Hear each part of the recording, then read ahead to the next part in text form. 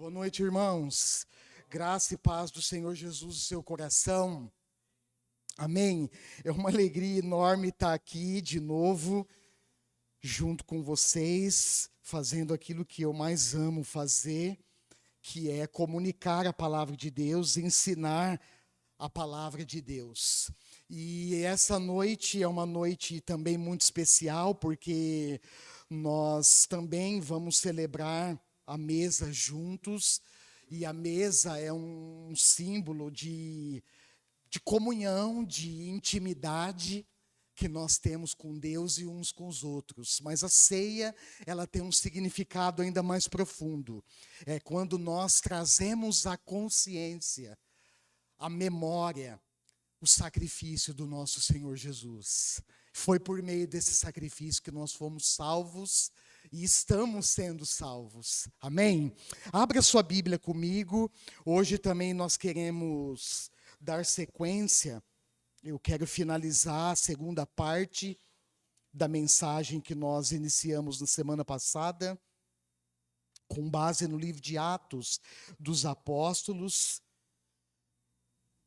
no capítulo 2, versos 42 até o 47. O tema é esse que aparece na tela para vocês, o começo, as ações e o resultado, porque nesse início de narrativa, é isso que o médico Lucas está deixando registrado para nós. Na realidade, nós não temos muitas informações sobre o desenvolvimento da igreja nos seus primeiros anos e no seu primeiro século. O registro que nós temos está aqui, foi feito por Lucas.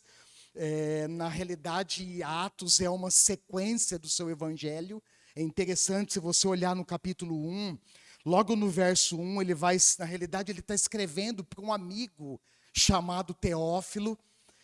Provavelmente, nós também não temos muitas informações desse camarada, mas provavelmente ele era amigo de Lucas, alguém que patrocinou Lucas durante toda a pesquisa histórica, todo o levantamento de dados, de registros que Lucas fez e registrou aqui no livro. Então, provavelmente foi um patrocinador de Lucas, alguém que tinha recursos e que investiu dinheiro para que Lucas pudesse trabalhar, pesquisar e deixar esse registro, que, ao meu ver, é um registro singular que nós temos nas Escrituras, que mostram para nós, então, um pouco de como foi o nascimento e o desenvolvimento da igreja nos seus primeiros anos. Olha lá, versículo 1. Em meu livro anterior, Teófilo, ele está fazendo referência ao Evangelho de Lucas, que ele já tinha registrado. Escrevi a respeito de tudo que Jesus começou a fazer e a ensinar, até o dia que foi levado aos céus, depois de ter dado instruções por meio do seu Espírito Santo aos apóstolos que havia escolhido.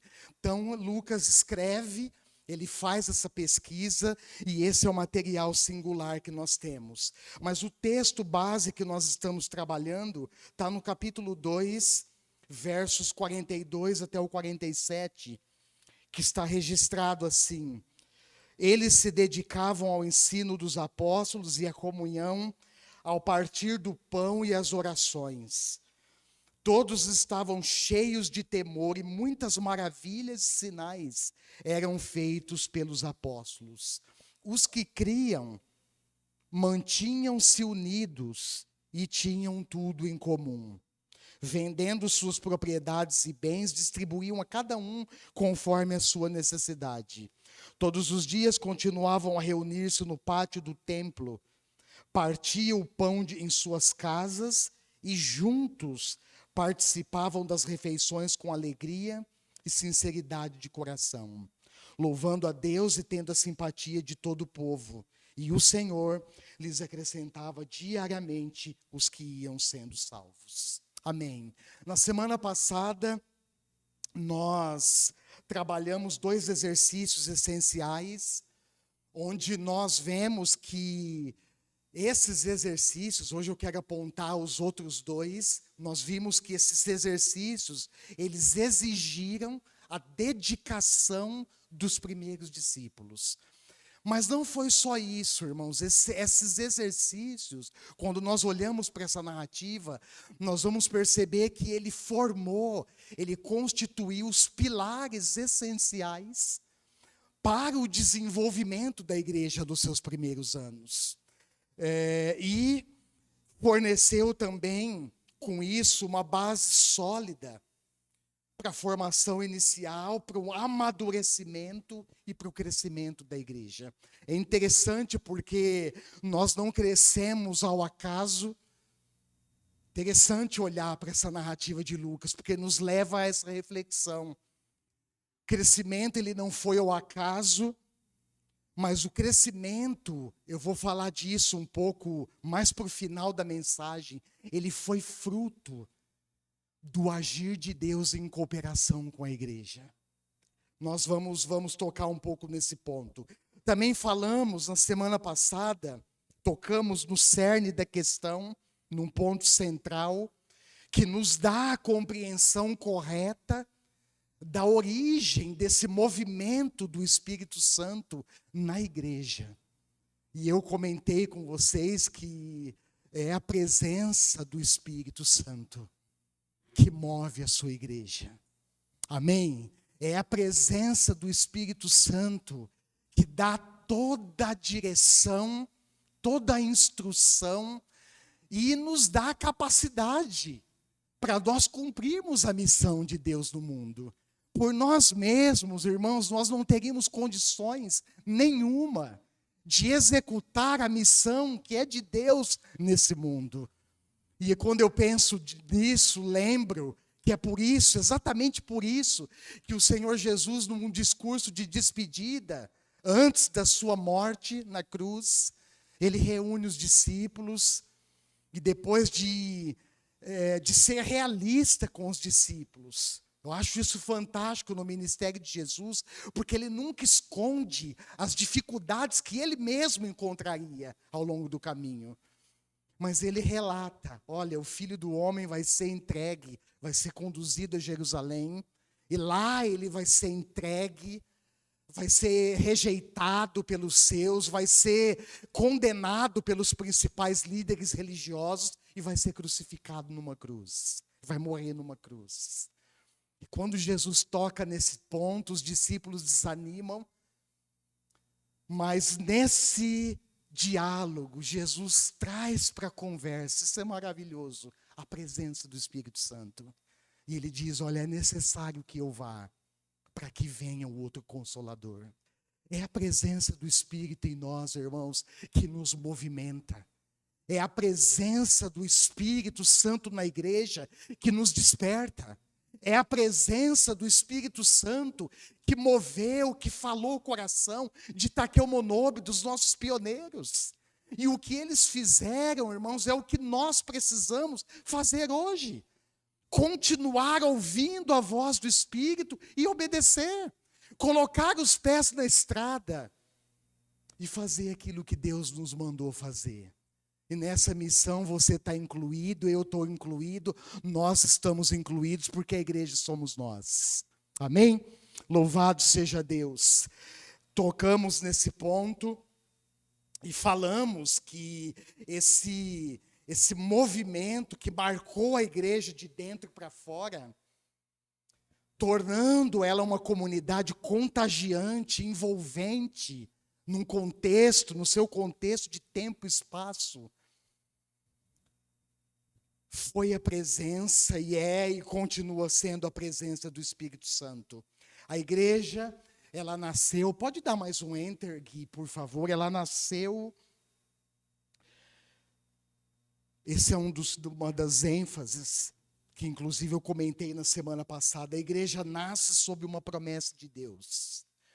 E isso é significativo para nós, porque as promessas de Deus, elas sempre se cumprem. E as promessas de Deus se cumprem, muitas vezes não é do nosso jeito, irmãos. Elas se cumprem não no nosso tempo, mas elas se cumprem no tempo de Deus. E Deus usa os meios que Ele decide, que Ele quer usar para cumprir os seus propósitos. Essa base bíblica está lá em Lucas, capítulo 24, 49. Eu quero ler esse texto junto com vocês. Nós lemos também semana passada, Evangelho de Lucas. Abre rapidinho aí comigo, capítulo 24, verso 49.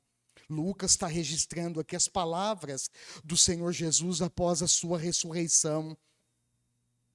Eu lhes envio a promessa de meu Pai, mas fiquem na cidade até serem revestidos do poder do alto. E aí, essa é a promessa, e nós vemos em Atos, no capítulo 2, volta para Atos agora, lá no versos 1 ao 4, Lucas está registrando agora exatamente a promessa se cumprindo. Isso é maravilhoso. Olha só, Atos 2, 1 ao 4. Chegando o dia de Pentecostes, que era uma das principais festas dos judeus, estavam todos reunidos num só lugar. De repente veio do céu um som, como de um vento muito forte, e encheu toda a casa na qual estavam assentados. E viram o que parecia línguas de fogo, que se separaram e pousaram sobre cada um deles. Verso 4, todos ficaram cheios do Espírito Santo e começaram a falar noutras línguas, conforme o Espírito os capacitava. Olha só, aqui marca o acontecimento, o cumprimento da promessa. O Consolador, o Espírito prometido por Deus, vem nesse momento, numa festa dos judeus, uma das principais festas, 50 dias, por isso a expressão penta, de Pentecostes, 50 dias após a festa da Páscoa, os judeus se reuniam de novo. E Deus me deu o privilégio, o sonho realizado. Eu estive nesse lugar, irmãos, lá em Jerusalém, onde o Espírito Santo desceu sobre essas pessoas que Lucas registra aqui em Atos. Certamente um local que já foi modificado, mas não é um lugar muito grande. E eles estavam ali reunidos nessa festa, onde eles entregavam a Deus como forma de gratidão as primeiras colheitas dos cereais. E foi nessa festa que o Espírito Santo veio sobre eles.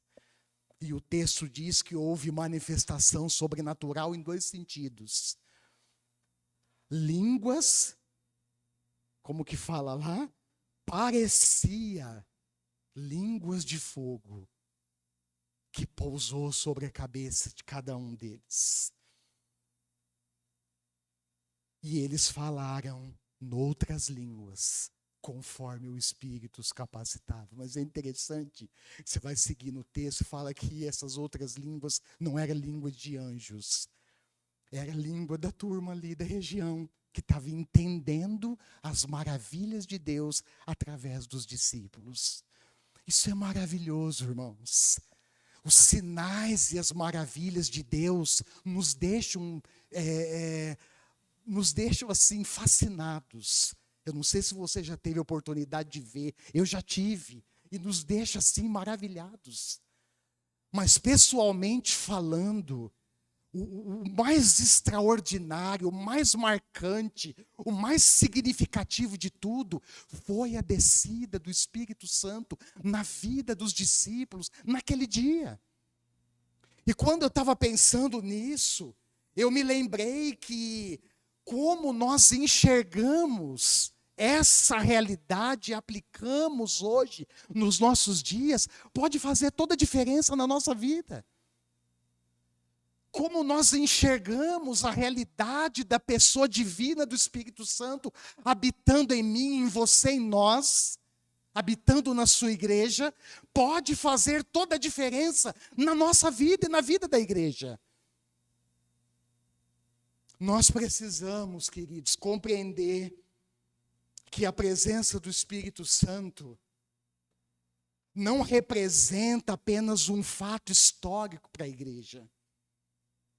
Embora, quando nós olhamos esse episódio aqui, ocorrido no dia de Pentecostes, mostra isso. Um momento marcante e histórico na vida da igreja.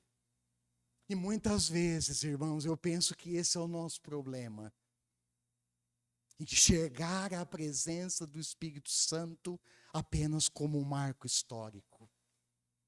Parece que o que aconteceu no passado diz respeito apenas à experiência dos primeiros discípulos, que não tem a ver conosco, mas pelo contrário, irmãos, pelo contrário. O mesmo Espírito Santo que batizou os primeiros discípulos em Jerusalém, batizou você no dia em que você creu em Jesus Cristo. Amém? O mesmo Espírito Santo, irmãos, que desceu no dia de Pentecostes, que se manifestou na vida daqueles primeiros discípulos, que encheu a vida dele naquele dia, é o mesmo Espírito Santo que nos batizou. É o mesmo Espírito Santo que está disponível a nós e que quer encher a nossa vida. Mas quando nós olhamos para as Escrituras, nós vamos perceber que o enchimento do Espírito não é algo automático. Não é como um botãozinho. Não é como um recurso de um carro automático que se aperta lá e ele vai sozinho. Não é assim, irmãos. O texto diz, é claro aqui, eles estavam reunidos orando, buscando. Estavam na festa, mas estavam esperando a promessa de Deus se cumprir. E se nós queremos ser cheios do Espírito Santo, nós precisamos buscá-lo. Nós precisamos nos colocar numa posição de submissão, de pagar o preço, de dobrar os nossos joelhos e de clamar e de buscar a presença dEle até que Ele nos encha. E eu também estava me lembrando que nós não podemos esquecer do teor real e missional que nós encontramos nas palavras do Senhor Jesus, lá em Atos capítulo 1, verso 8. Olha aí a sua Bíblia, Atos 1, verso 8. Mas receberão poder quando o Espírito Santo descer sobre vocês. E serão minhas testemunhas em Jerusalém, toda a Judéia, Samaria e até os confins da terra.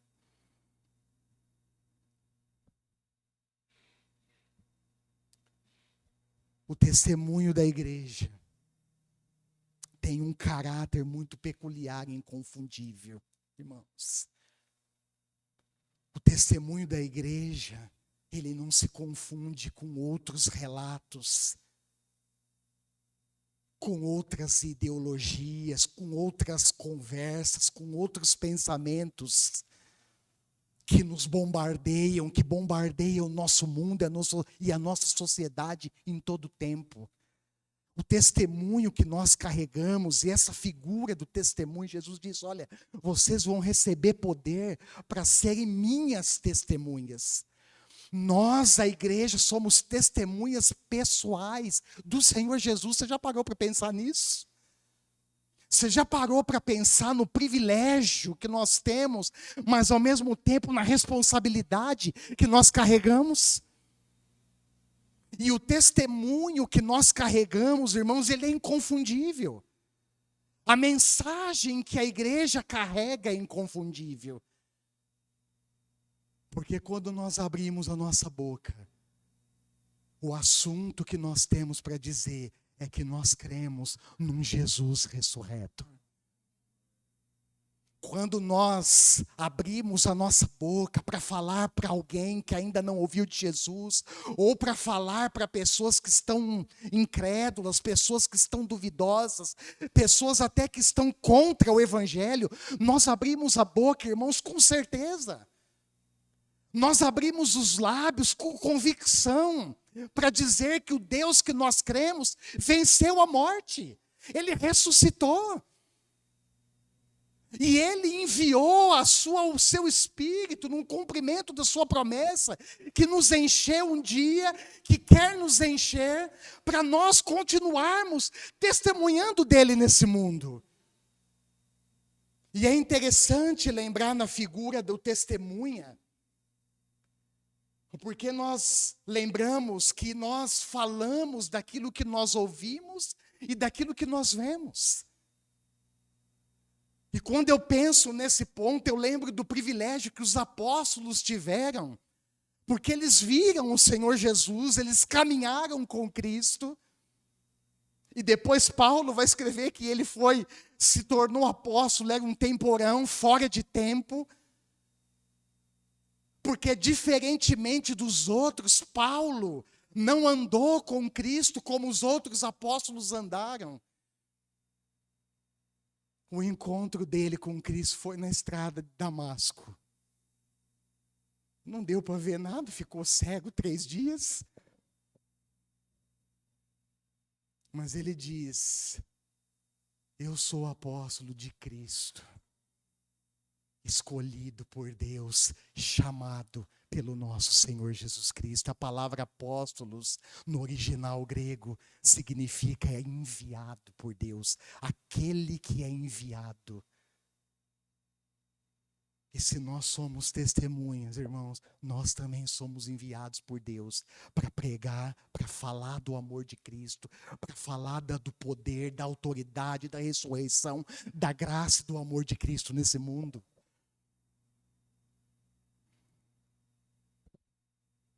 E também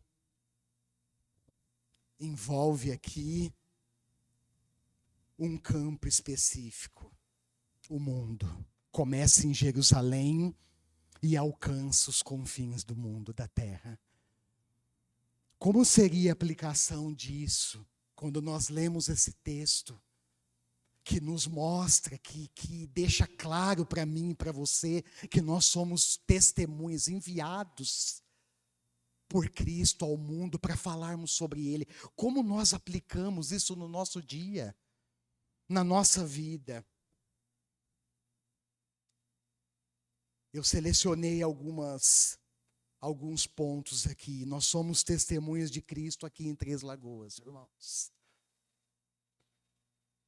Nós somos testemunhas de Cristo na nossa casa. Amém?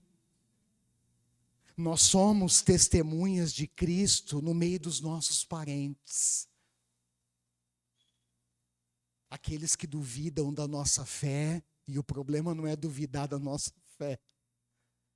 O problema é duvidar de Cristo, o Cordeiro de Deus, o próprio Filho de Deus, que se entregou para nos salvar, para nos redimir. Esse é o problema.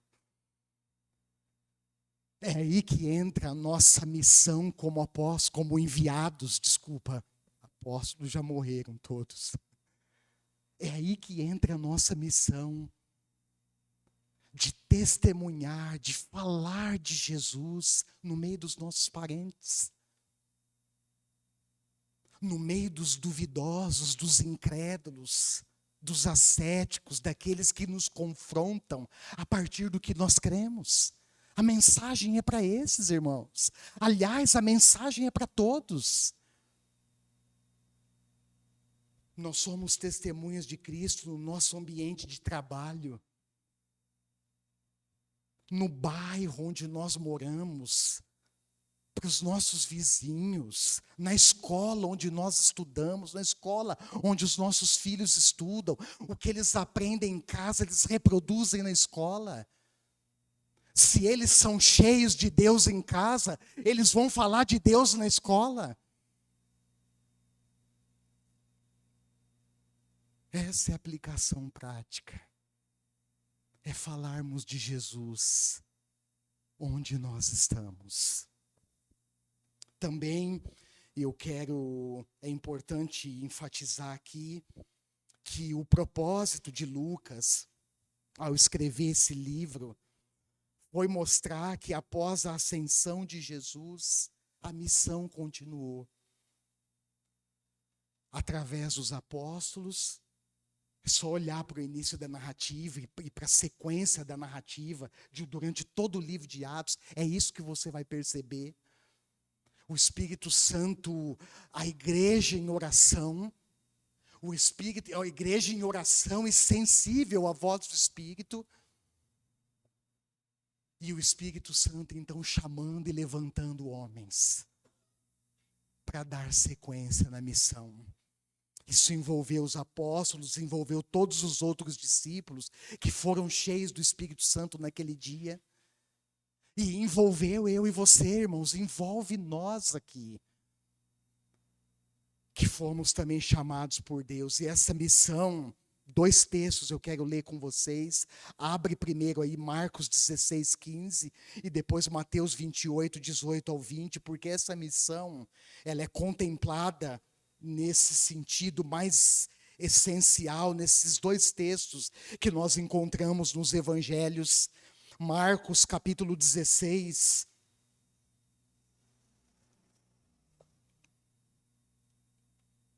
verso 15. Está escrito assim: e disse-lhes palavras do Senhor Jesus após a sua ressurreição: vão pelo mundo todo e preguem o evangelho a todas as pessoas. Esse é um aspecto da missão, irmãos, que nós encontramos nos evangelhos. Quer ver o outro? Volta um pouquinho, Mateus 28, versos 18 ao 20. Então Jesus, palavras do Senhor Jesus após a sua ressurreição, aproximou-se deles e disse: foi-me dada toda a autoridade nos céus e na terra. Portanto, vão e façam discípulos de todas as nações, batizando-os em nome do Pai, do Filho e do Espírito Santo, ensinando-os a obedecer a tudo o que eu lhes ordenei. E eu estarei sempre com vocês até o fim dos tempos. Esse texto ele tem uma particularidade importante, interessante, porque Jesus diz que ele recebe a autoridade de alguém. Foi-me dada toda a autoridade. Ele recebe essa autoridade do próprio Pai. E ele compartilha essa autoridade conosco. Para quê? Para que nós façamos discípulos de todas as nações. E por quê? Porque fazer discípulo, irmãos, constitui a essência da missão da igreja nesse mundo. É por isso que nós estamos aqui. E quando eu me lembro disso, eu sempre me lembro disso com gratidão. Porque se eu estou aqui, é porque alguém um dia falou de Jesus para mim. Se eu estou aqui, é porque um dia alguém plantou a semente do Evangelho no meu coração e não deixou ela lá para morrer. Mas veio cuidar, veio semear essa semente, veio regar essa semente, até que ela germinasse, crescesse e produzisse fruto. E se tem uma coisa que Deus espera de nós como discípulos, irmãos, é exatamente isso. No Antigo Testamento, no livro de Isaías, tem um texto onde Deus fala por meio do profeta, usando uma linguagem uma metáfora. E a linguagem de figura que Deus usa ali é sobre uma videira, que é plantada, que é cultivada, que é regada, porque a expectativa do agricultor que plantou aquela videira é que ela produza frutos. Mas o texto diz que aquela videira, ela representa Israel, e Israel então, ainda que fosse cuidado, ainda que fosse alimentado, ainda que fosse nutrido, não produz frutos. E Deus então levanta outros povos, outras videiras, que vão produzir frutos para ele. Sabe por quê? Porque a expectativa de Deus é que nós produzamos frutos, porque os frutos são para a honra e para a glória de Deus.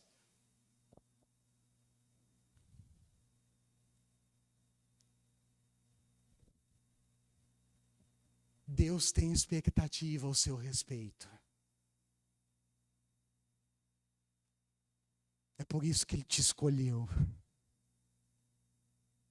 Por isso que Ele te chamou. Jesus, quando nós olhamos para os evangelhos, irmãos, Ele tinha expectativa na vida dos discípulos. E eu já falei isso num olhar humano, muito simples e muito limitado, quando nós olhamos para a vida dos discípulos. Irmãos, o que esperar de homens como Pedro? O que esperar de homens como Tiago, João, os filhos de Zebedeu? O que esperar de Mateus, um cobrador de impostos? O que esperar de Judas Iscariotes? Mas quando Jesus nos chama, é porque Ele tem expectativa ao nosso respeito. De que nós produzamos frutos no reino de Deus. E nós fomos chamados, recebemos a autoridade do próprio Cristo, fomos batizados com o Espírito Santo para pregar o Evangelho e fazer discípulos de todas as nações. É assim que a missão continua, irmãos. É assim que a missão não morre. É assim que a igreja cresce. É assim que o reino de Deus avança. É assim que o reino de Deus vai se fortalecendo nesse mundo, nessa terra. É assim que a igreja, a família de Deus, cresce. É assim que o inferno é saqueado. Almas que estavam perdidas, escravizadas pelo pecado e por Satanás, são resgatadas pelo amor de Deus. Mas Lucas, ele também se preocupa em registrar a dedicação dos primeiros cristãos em exercícios que formaram, como eu disse, os pilares de uma igreja saudável.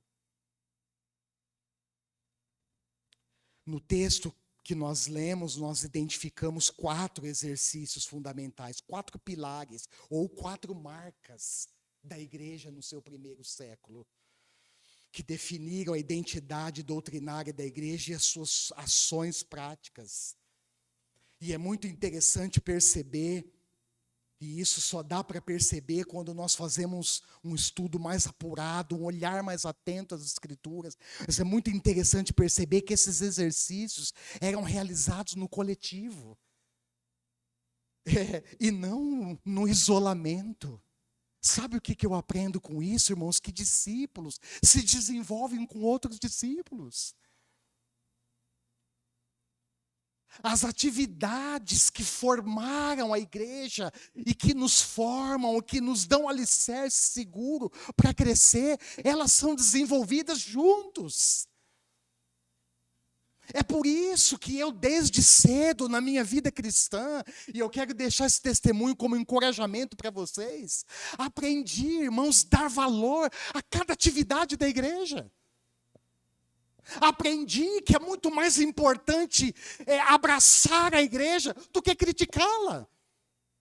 Aprendi que é muito mais importante amar o meu pastor e caminhar com ele do que criticá-lo. Porque é no coletivo, é juntos, é na caminhada do dia a dia que nós crescemos e amadurecemos. A fé cristã é assim, irmãos. Por que é assim, pastor? Porque Jesus quis assim. E uma coisa que me chama muito a atenção, irmãos, é que Jesus podia muito bem desenvolver o seu ministério público sozinho. Podia ou não podia? Como, pastor? Toda autoridade, ele falou aqui, toda autoridade me foi dada.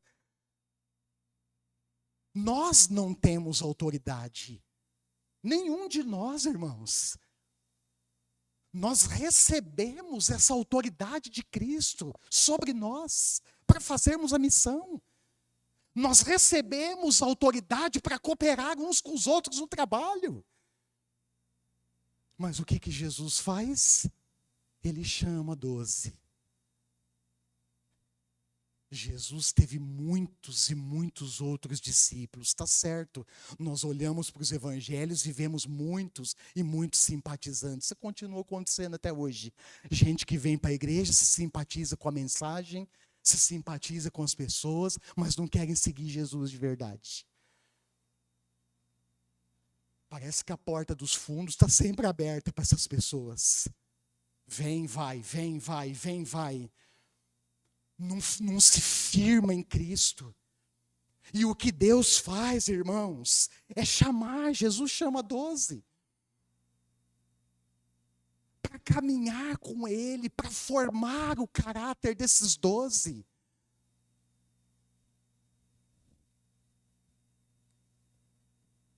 Porque a fé cristã, ela se desenvolve no coletivo. Igreja é relacionamento, e relacionamento se desenvolve com pessoas. Na abordagem passada, eu toquei em 2 exercícios, 2 pilares, o ensino dos apóstolos e a comunhão. Hoje, eu quero destacar os outros 2, o partir do pão e as orações. Amém?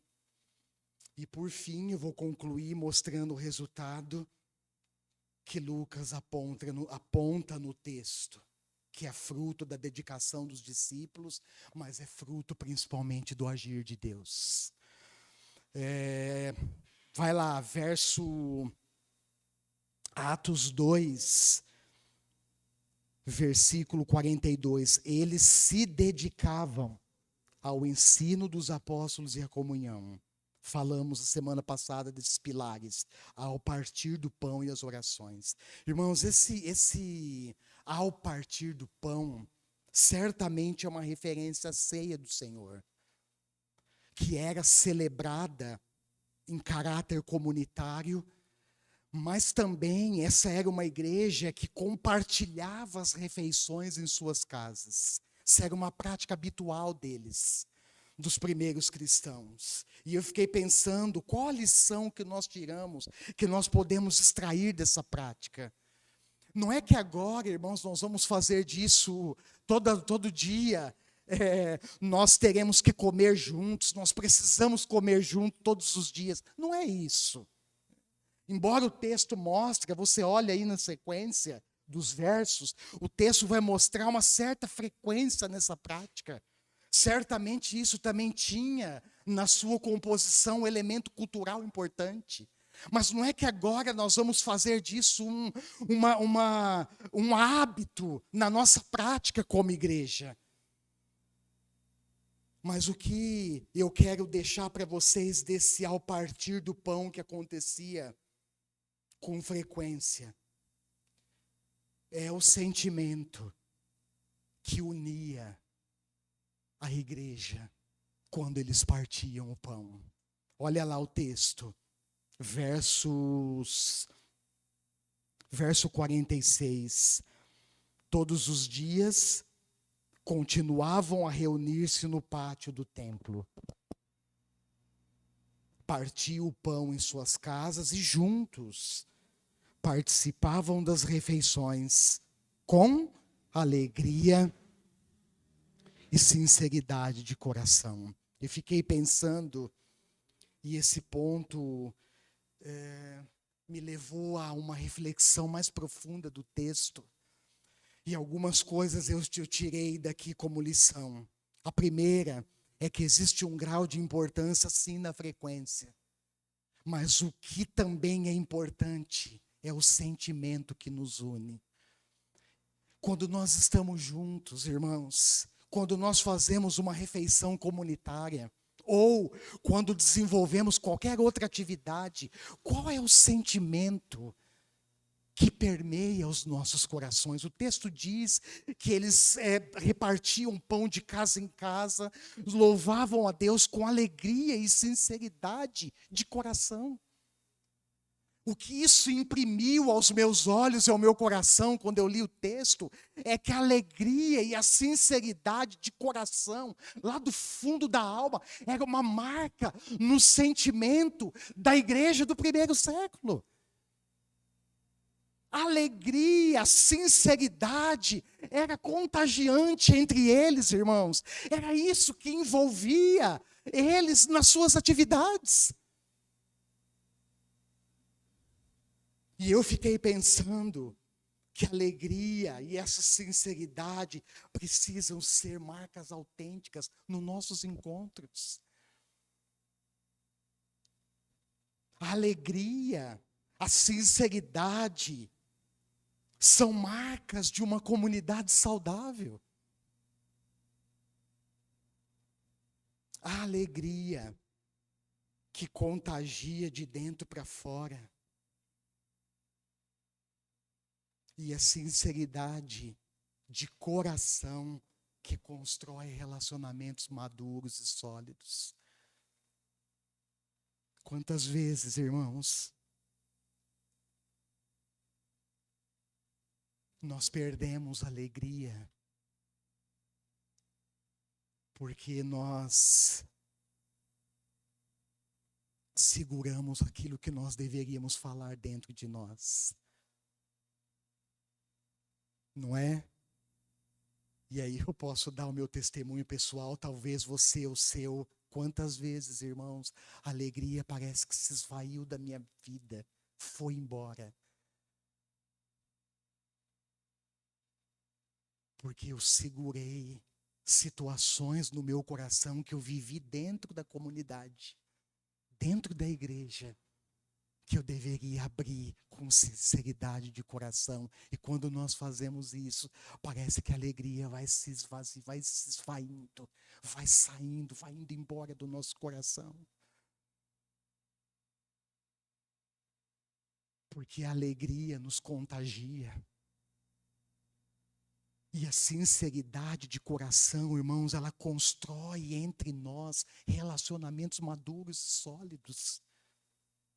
Irmãos, preste atenção na palavra de Deus. Se nós queremos crescer, se nós queremos ser uma igreja saudável, nós precisamos aprender a cultivar nos nossos relacionamentos esse elemento essencial, que é a sinceridade.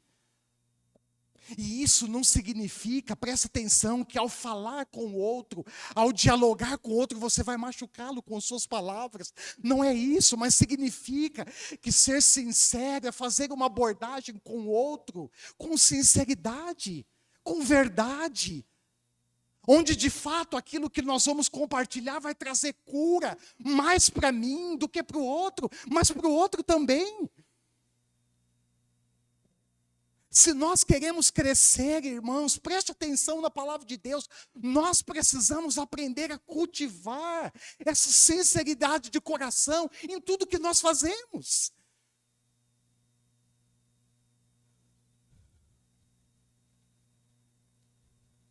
O apóstolo Paulo, eu não vou entrar nesse texto, mas vou citar lá na primeira carta aos Coríntios, ele ensina que o amor lança fora todo medo. E nós precisamos desse amor de Deus que preenche o nosso coração, que esvazie de nós todo medo, para que nós possamos, irmãos, cultivar relacionamentos sinceros entre nós. E isso é marca, alegria, sinceridade é marca de uma igreja saudável. Quantos de nós estamos adoecidos?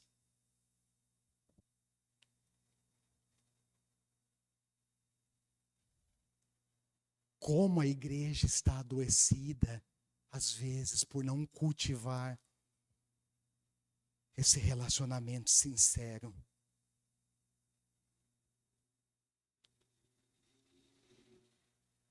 E o último ponto desse pilar, eu destaquei que isso são evidências claras da presença do poder do Espírito Santo habitando em nós. E o apóstolo Paulo, na carta aos Gálatas, abre comigo esse texto, por gentileza, Gálatas 5, versos 22 e 23. Olha que interessante esse texto. O apóstolo Paulo vai nos lembrar que a alegria, ela é fruto do Espírito. Olha só, Gálatas 5, 22 e 23. Mas o fruto do Espírito é amor, alegria, olha lá, paz, paciência, amabilidade, bondade, fidelidade, mansidão e domínio próprio. E é interessante que ele fecha escrevendo: contra essas coisas não há lei. Ou seja, isso deve ser praticado, isso deve ser compartilhado entre nós sem receio algum, porque é fruto do Espírito. Amém? E o segundo ponto são as orações. Essa prática realizada com dedicação, olha lá o texto, eles se dedicavam à oração com temor. Quando eu olho para esse pilar, irmãos, eu vejo que ele é um pilar. Eu já falei disso, acho que eu tenho falado disso ao longo desse tempo que eu estou aqui em Três Lagoas. É um pilar essencial. E mostra para mim, de novo, a importância da oração como uma marca, como um pilar indispensável para a formação de uma igreja saudável. A oração, nós sabemos disso. Mas uma coisa é saber aqui, a outra é viver. A outra é quando nós de fato dobramos os nossos joelhos para buscar a presença de Deus. E aqui eu quero abrir um parênteses para dar um testemunho rapidinho desses 3 dias de oração aqui, e jejum e clamor. Irmãos, eu saí daqui na sexta-feira renovado. Eu vou falar disso daqui a pouquinho. Eu saí daqui, irmão, sabe aquele fôlego? Sabe quando quase está numa corrida de, não é 100 metros rasos, uma corrida de uma vida inteira, e parece que você está no meio do percurso, está colocando a língua para fora, falta fôlego, falta gás, falta energia. E você clama: Deus, eu preciso desse fôlego do Senhor, eu preciso de forças para continuar. E esse bálsamo vem de Deus e te renova e te coloca na corrida de novo. Eu saí daqui assim sexta-feira, irmãos. Como é precioso, como é valoroso o tempo de oração. E essa oração que o texto aponta não era oração isolada, não era oração no particular, eram reuniões de oração nas casas, era reunião de oração no pátio do templo, era reunião de oração coletiva, era reunião de oração juntos, sentindo o calor humano, ouvindo a oração daquele que está sentadinho do seu lado. Eu saí daqui na sexta-feira, e ó que vem mais para frente, mais 21 dias de oração e jejum, hein? Está preparado? É só o começo. Vem mais 21 dias aí pela frente. A oração, queridos, é um exercício espiritual indispensável para todos os discípulos de Jesus. Eu não consigo viver sem oração, irmãos. Você não consegue viver sem oração. É impossível viver sem oração. Sem a prática habitual desse exercício, nós corremos um sério risco de enfraquecer e de morrer na fé. Sem oração, nós não nos desenvolvemos. Sem oração, nós ficamos apáticos pelo caminho. Sem oração, a nossa estrutura espiritual ela é apática, ela é raquítica. Porque o que vai nos nutrir a nossa fé, o que vai fortalecer a nossa estrutura espiritual e nos preparar, irmãos, pelos desafios que temos pela frente, nos preparar e nos aprumar diante das batalhas do dia a dia, é a nossa oração, é o nosso tempo com Deus, é o nosso tempo juntos.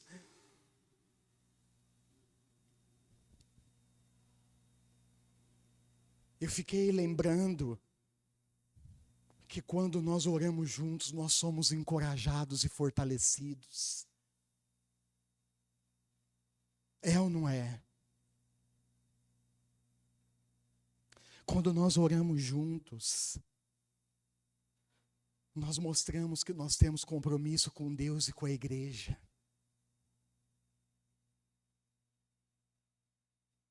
Quando nós oramos juntos, nós mostramos que nós estamos unidos na mesma fé e no mesmo propósito. Nós mostramos que há uma conexão, irmãos. Quando nós oramos juntos, nós desenvolvemos comunhão com Deus e uns com os outros. Se você for olhar no Evangelho, eu não vou citar, não vou entrar nesses textos, Marcos capítulo 1, verso 35, Mateus capítulo 14, outros textos, mas tem um que eu quero citar e ler com vocês, Marcos capítulo 14, versos 32 ao 38. Quando nós olhamos no Evangelho, Jesus orava sozinho, irmãos. Sim, ele tinha momentos de retiro espiritual a sós com Deus. Mas nós também encontramos relatos no Evangelho, esse de Marcos capítulo 14, abre comigo esse texto. Nós vemos que Jesus se retira para orar e ele leva os discípulos com ele. Pedro, quem que era o trio? Pedro, Tiago e João. Isso sempre me deixou curioso, irmão. Não sei você, mas quando eu leio os evangelhos, por que será que só os três? Tinha os outros, não tinha? Por que só Pedro, Tiago e João?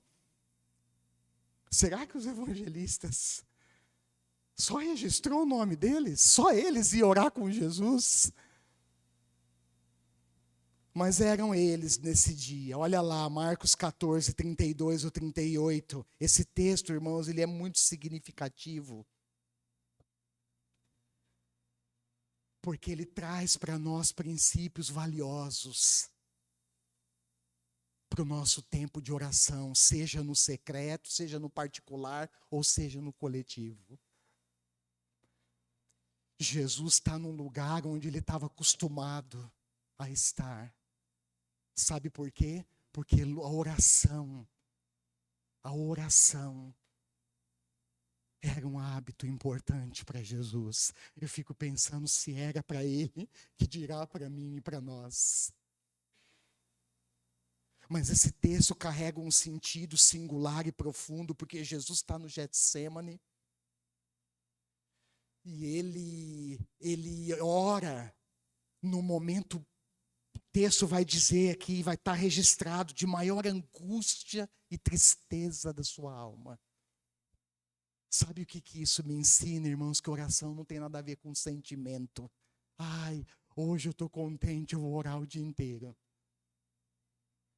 Ai, hoje eu estou bem, vou orar a manhã inteira. Ai, hoje eu estou bem, tudo certo na minha vida, 1000 maravilhas. Eu vou fazer oração e jejum a semana inteira. Não é isso, irmãos. Isso mostra que oração é uma decisão que envolve uma entrega, que envolve disciplina.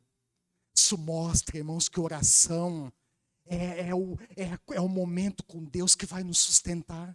Jesus está no momento de maior angústia e tristeza. E ele vai fazer o quê? Ele vai orar.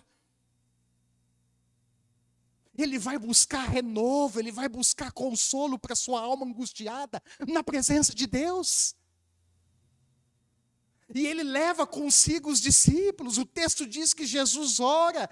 E os caras estão fazendo o quê? Orando também, pastor. São, sapatinho de fogo.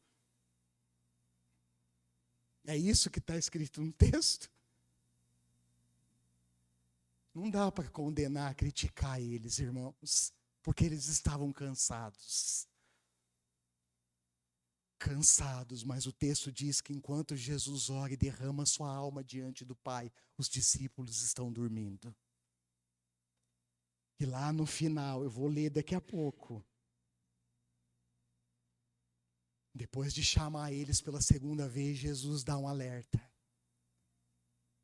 E é esse alerta que eu quero deixar para mim e para você essa noite. E Jesus diz para eles: olha, vigiem e orem. O espírito está pronto, mas a carne é fraca. O que Jesus está dizendo? Ele está mostrando para os discípulos que nós somos feitos de duas naturezas. A natureza da carne, que nunca vai desejar as coisas do espírito. Isso responde a pergunta de muitos crentes. Logo no comecinho da conversão, vem conversar com a gente, pergunta: pastor, aquela pergunta simples, mas que ao mesmo tempo é importante. Por que é tão difícil orar e ler a Bíblia?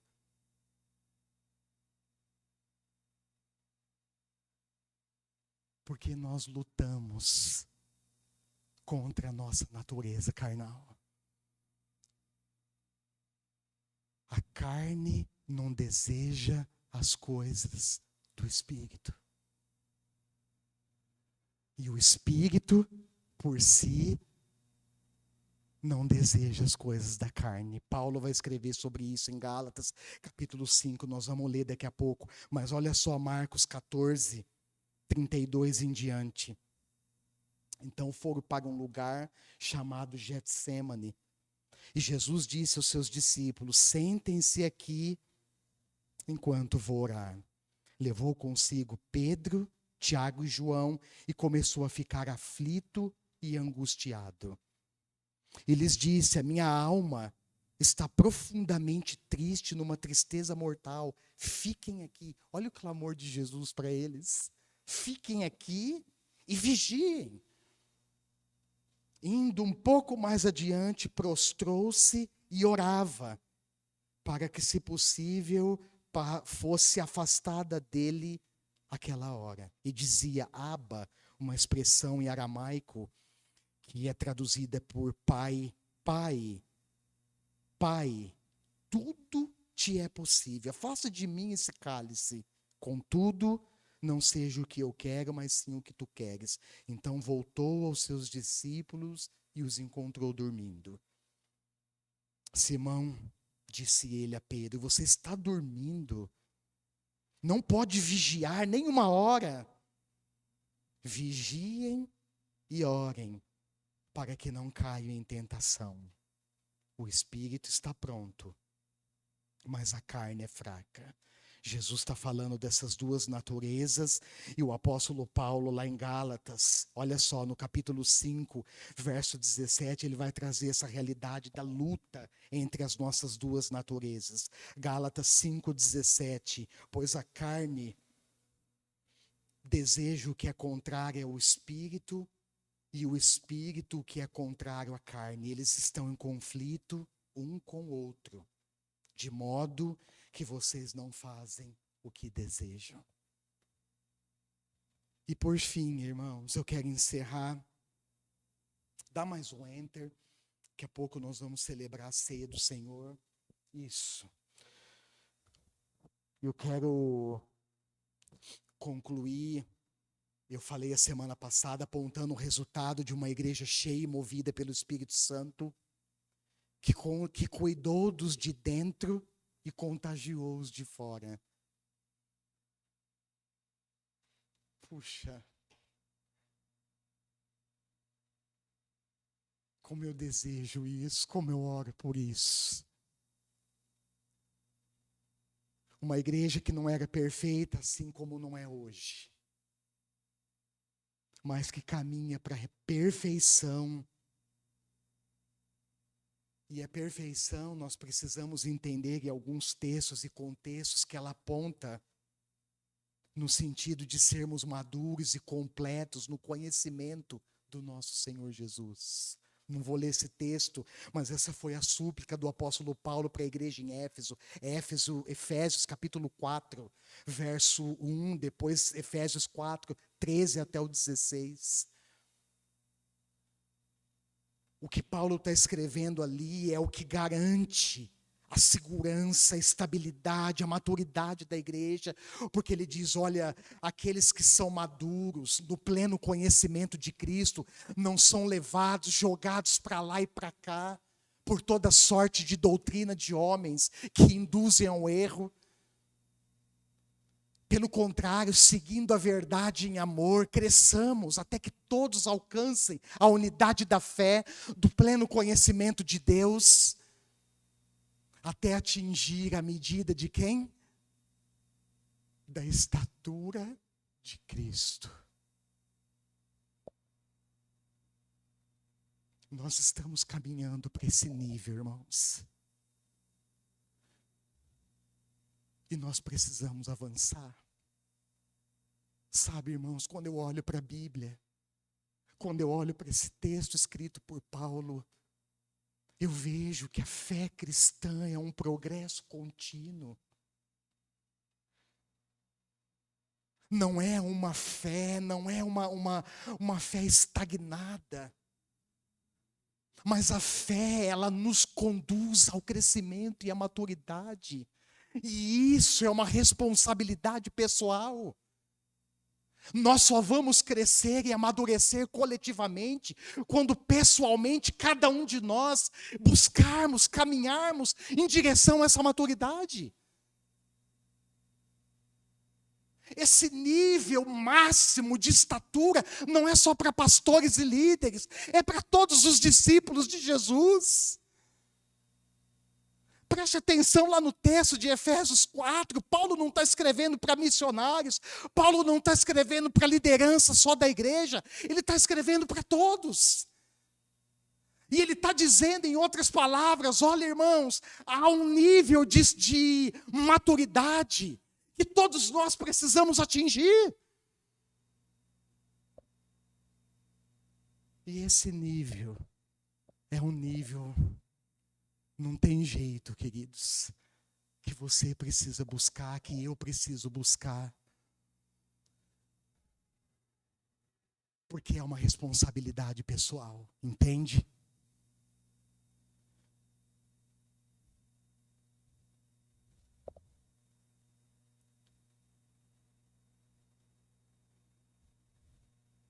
Uma igreja cujas ações, nós vamos ver o resultado dessas ações, dentro e fora, evidenciam a presença e o poder do Espírito Santo nela.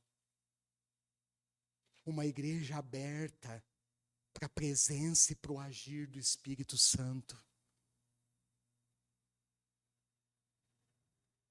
Alguém disse um dia, entre os pastores, é perigoso orar, porque quando nós oramos, Deus responde. E é verdade, irmãos. Se nós ouvirmos a voz do Espírito e obedecermos, nós veremos, irmãos, coisas acontecendo no nosso meio.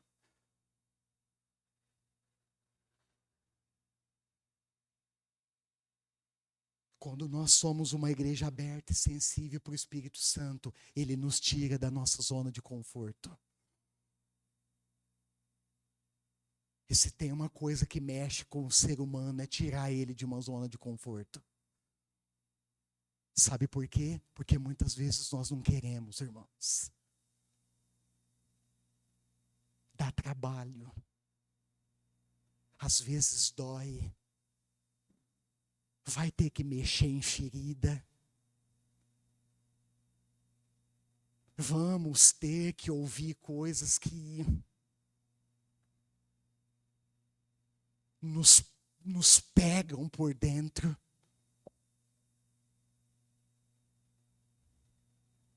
Uma igreja viva para Deus e para o mundo. Uma igreja que procura responder ao propósito de Deus e cooperar com Ele na missão.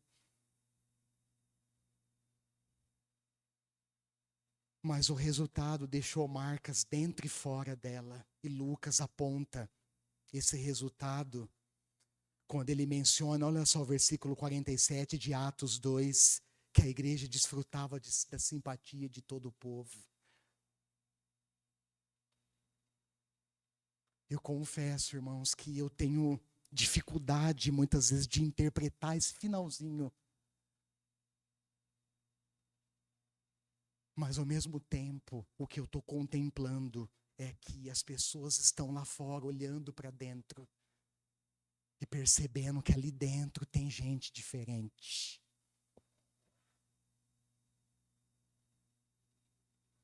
Que o movimento que está acontecendo ali dentro, ele tem uma origem poderosa. Porque eu pergunto para você, você acha que se não fosse o mover do Espírito, as pessoas venderiam as suas propriedades para atender as necessidades dentro da igreja?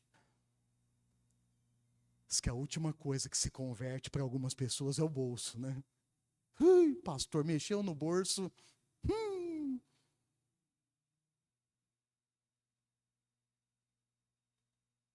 Se converteu o bolso, converteu mesmo. Aí...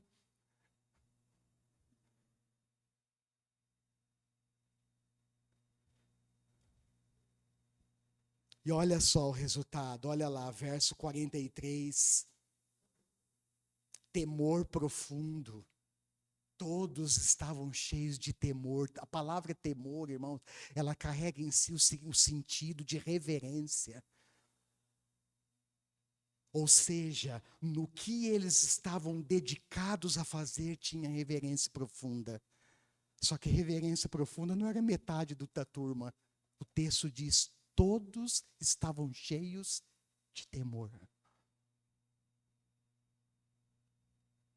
Olha o verso 44 e 45, já estou destacando alguns pontos do resultado aqui. Uma união e uma generosidade no cuidado uns com os outros. Olha o verso 47, crescimento. A igreja cresceu. Interessante olhar para o texto de Atos, de 120 vai para 3.000, de 3.000 para 5.000. Mas aqui agora no verso 47, o texto diz que Deus acrescentava pessoas em quanto tempo? Impressionante.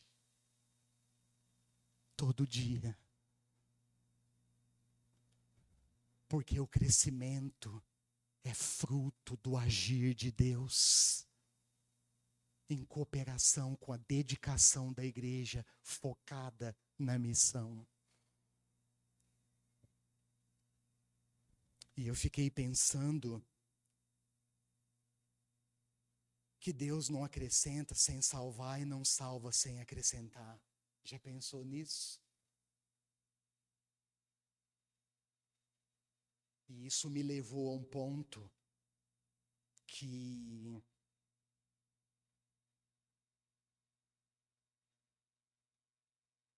enfrenta um modismo do nosso tempo atual. Salvação e vinculação à igreja são dois atos que caminham juntos. Dizer que é salvo e não precisa da igreja, isso é antibíblico, irmãos.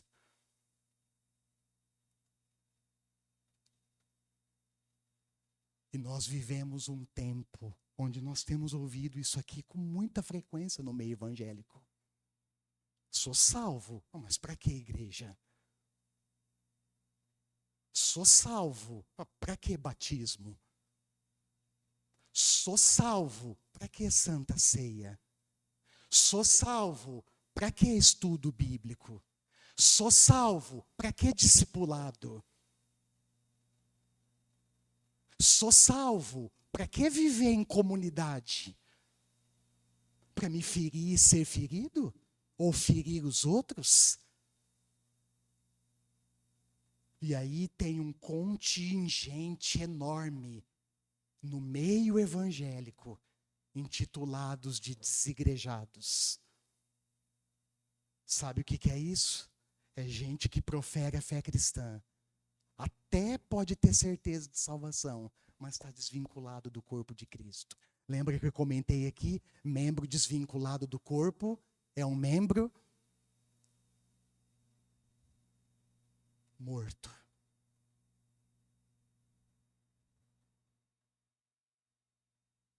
Corta o seu braço para você ver. Se ele vai correndo, grudar no seu tronco de novo.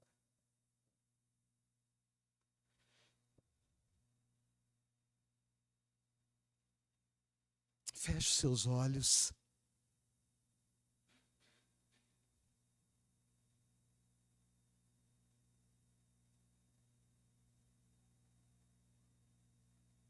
Levanta e dá uma olhada. Nós queremos orar, irmãos, nesse tempo.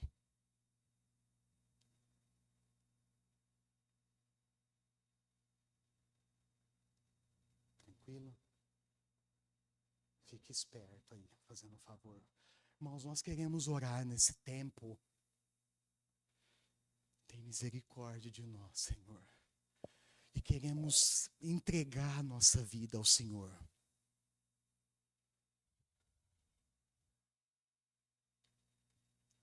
Nós vamos participar da mesa do Senhor daqui a pouco.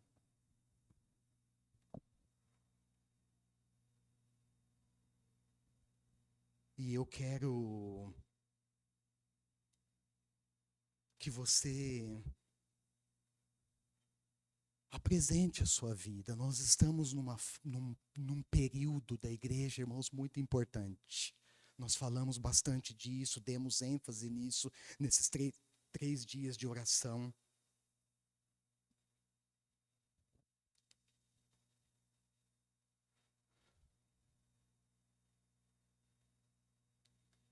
Um tempo que nós precisamos muito, muito buscar a presença do Espírito Santo, estarmos sensíveis à voz dele.